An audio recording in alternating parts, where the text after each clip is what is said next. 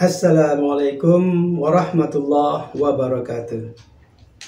Bismillah, alhamdulillah, wassalatu wassalamu ala rasulillah Sayyidina Muhammad ibn Abdillah wa ala alihi wa ashabihi wa azwajihi wa zurriyatihi wa ahlil baitihi wa man tabi'ahum bi ihsanin ila yaumil qiyamah.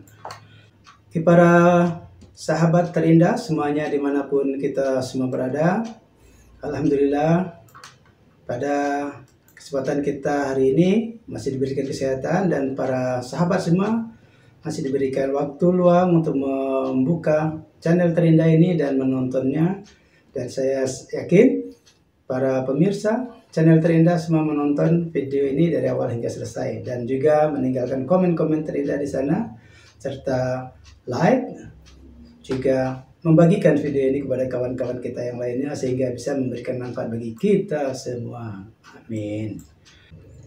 Oke para sahabat, pada kesempatan video kali ini saya mengulas berita secara sederhana, yaitu mengenai apa yang dinamakan dengan pergolakan Timur Tengah, yaitu apa yang telah dilakukan oleh Hamas terhadap Israel.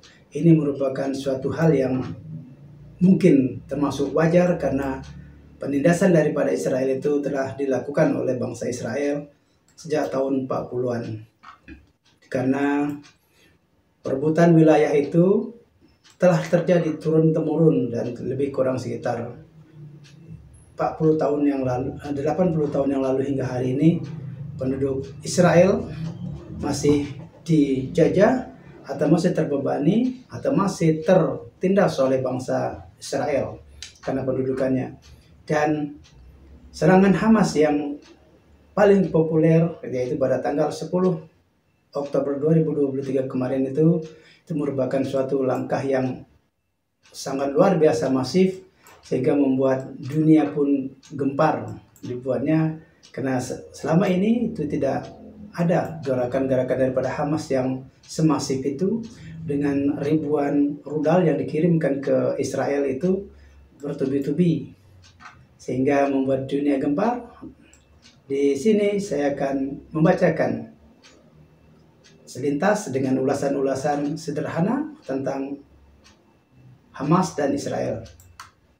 Ini saya kutip atau saya membacakan atau saya mengulas berita dari CNN Indonesia yang dipublikasikan pada tanggal 10 Oktober 2023 kemarin atau hari Selasa.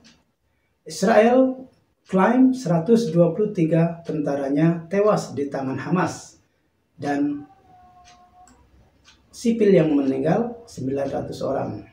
Jadi warga Israel yang terkena serangan secara langsung oleh Hamas sebanyak 1023 orang, di mana diantaranya 123 orang adalah tentara dan 900 orang adalah sipil.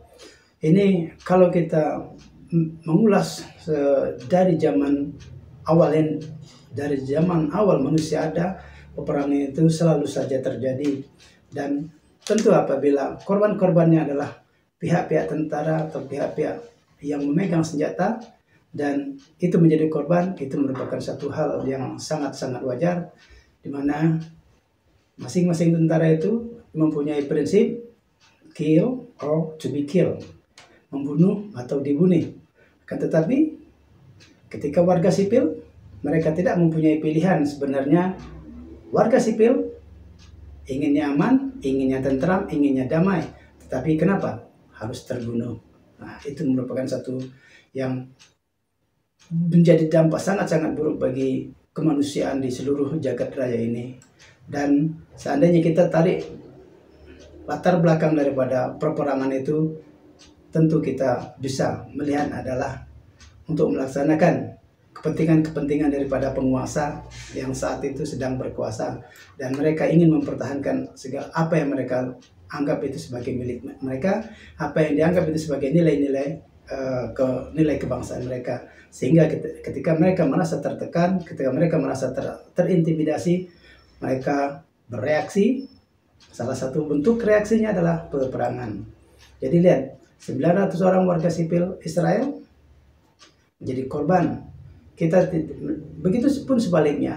Setelah sekian lama konflik antara Israel dan Palestina, warga Palestina juga ribuan orang telah mati sejak di awal perselisihan itu terjadi.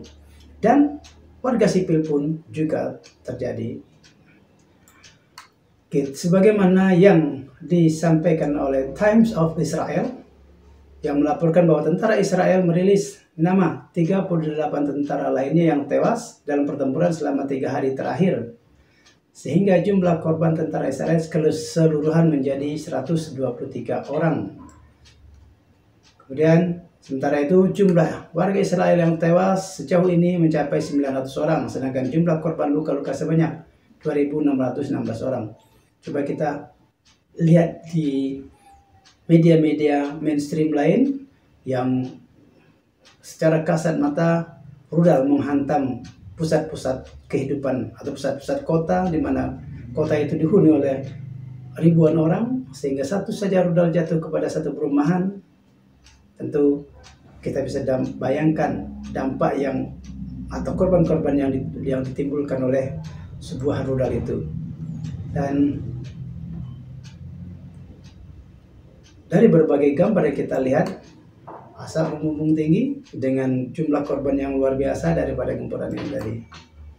Adapun mengenai tawanan Israel yang ditahan di Gaza, belum ada jumlah pasti yang dirilis oleh otoritas Israel.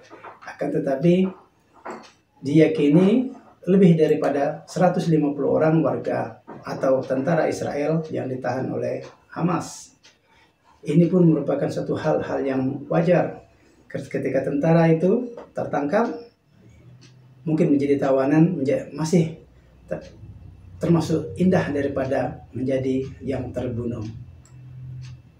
Dan apa yang dinamakan Hamas itu menyerang ke Israel, itu nama operasinya adalah Operasi Banjir Al-Aqsa terhadap Israel, itu dilakukan sejak tanggal 7 bulan 10 2023 hingga puncaknya tanggal 10 kemarin dengan ratusan orang warga Israel tewas.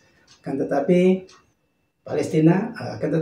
Israel melakukan serangan balasan dengan nama operasinya adalah Operasi Pedang Besi yang dilakukan kepada Hamas di jalur Gaza. Jumlah warga Palestina yang terbunuh oleh pasukan Israel di Gaza telah meningkat menjadi 704. Coba kita lihat dari sisi jumlahnya. Ribuan rudal Hamas menyerang Israel 123 orang. Tetapi Israel menyerang Palestina 704 orang yang meninggal, termasuk warga sipil di sana. Ada 143 orang anak-anak, 105 wanita. Menurut Kementerian Kesehatan yang berbasis di Gaza pada Selasa tanggal 10 bulan 10 2023 yang lalu. Ini kita bisa lihat bahwa apa yang dilakukan oleh kedua belah pihak ini saling menjaga harga diri masing-masing, tetapi dengan cara membunuh. Kita mendengar secara lamat-lamat dari kejauhan bahwa ada yang membisikkan bahwa serangan daripada Hamas ini dibantu oleh Rusia di belakangnya yang mengirimkan sejumlah rudal agar digunakan oleh Hamas untuk menyerang Israel. Itu kabar yang disampaikan oleh Presiden Ukraina yang menyatakan bahwa Rusia mendukung Hamas dengan mengirimkan rudal, dan Hamas mengirimkan rudal itu kepada Israel dengan jumlah korban yang cukup luar biasa banyak. Akan tetapi di sisi lain, Israel langsung mendapat backup dari Amerika dengan juga mengirimkan sejumlah pasukannya ke Israel. Dan tentu yang diadu di sini adalah antara Hamas dan Israel, di mana masing-masing dua negara itu diyakini ada backupnya masing-masing. Kita belum bisa memastikan secara pasti apakah benar di belakang Hamas itu adalah Rusia, apakah benar di belakang Israel itu adalah Amerika Serikat. Tetapi secara politik dunia internasional pun telah mengetahui memang mungkin seperti itu adanya. Coba kalau kita mau menyaksikan sendiri dan sedikit merenungi terhadap apa yang dinamakan dengan nilai-nilai kemanusiaan, bahwa manusia saling membunuh sesama manusia untuk memenuhi ambisi dari segelintir manusia lainnya. Segelintir manusia lainnya itu adalah para pemimpin negara itu masing-masing. Kalau kita runut daripada sejarah-sejarahnya, Israel dan Palestina ini merupakan negara yang berkonflik sejak dari hadirnya sejarah manusia di bumi ini, yaitu dari sejak zaman Nabi Musa sampai terus hingga saat ini, bahwa Jazirah Timur Tengah itu memang merupakan suatu daerah konflik, meskipun kita mengetahui bahwa tidak ada sumber daya alam yang bisa menjanjikan untuk dijadikan kehidupan yang utama bagi bangsanya, akan tetapi menjadi perebutan bagi negara-negara di sekitar Timur Tengah tersebut. Dan konflik itu terus berlanjut. Dan sepertinya kalau kita melihat suasana yang seperti ini, mungkin solusi satu-satunya adalah bahwa Palestina itu harus menjadi negara merdeka.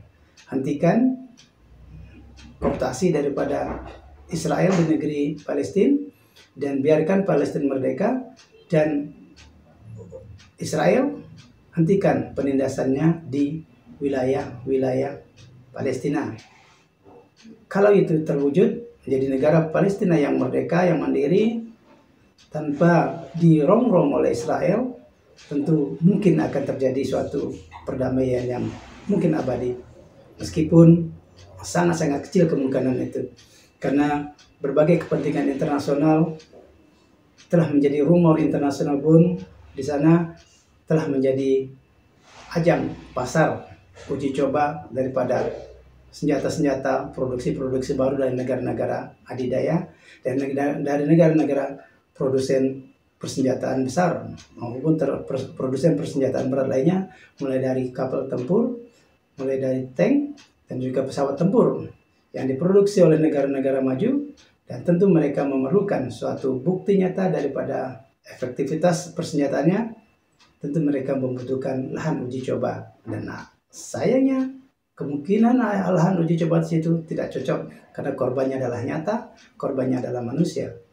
Dan mungkin melalui himbauan ini kita sebagai bangsa Indonesia perlu mengintrospeksi diri kita, bahwa sekecil apapun konflik yang ada di negara kita itu harus bisa kita selesaikan secara kekeluargaan, secara kebinekaan Indonesia, kebinekaan, dan juga secara Pancasila. Karena perbedaan itu merupakan suatu yang menjadi anugerah bagi bangsa Indonesia untuk menjadi bersatu. Suku, bangsa, ras, termasuk agama yang berbeda itu merupakan satu persatuan yang tidak bisa dipisah-pisahkan. Kita tidak bisa harus memisahkan diri hanya karena perbedaan tingkat ekonomi, hanya perbedaan tingkat kecerdasan, hanya perbedaan tingkat kesejahteraan. Hingga saat ini itu masih terjadi. Tetapi kita perlu memberikan sebuah solusi bagaimana sila-sila dalam Pancasila itu bisa terlaksana, bisa terrealisasikan secara nyata di muka bumi pertiwi ini dan dirasakan oleh seluruh bangsa Indonesia, dari yang paling muda hingga yang paling tua di negeri ini. Sehingga perbedaan atau persenjataan yang ada tidak menjadi pemicu untuk memisahkan diri, bahkan menjadi suatu perang sipil atau perang saudara di antara kita sendiri. Nauzubillah min dzalik. Percayalah, ketika perang itu terjadi, bukan Anda sebagai provokator utama, sebagai orang utama yang menginginkan perpisahan itu, kan, tetapi warga sipil lah yang akan menjadi korban utama, karena mereka pertama tidak dipersiapkan senjata dan kemudian tidak terlatih untuk berperang, dan mereka lebih berusaha untuk menjadi aman, akan tetapi tetap menjadi korban.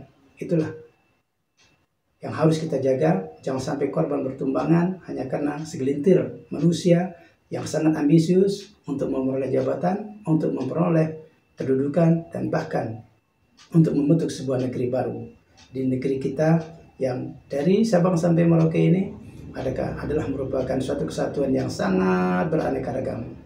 Tetaplah menjadi Indonesia. Pelajaran dari Hamas terhadap Israel, pelajaran dari penggerogotan Israel kepada Palestina, ini menjadi pelajaran bagi kita untuk tetap menyatukan Indonesia menjadi negara yang baldadun, thayyibatun, warabun ghafur. Semoga video ini bermanfaat. Billahi taufiq wal hidayah. Wassalamualaikum warahmatullahi wabarakatuh. Thank you for watching.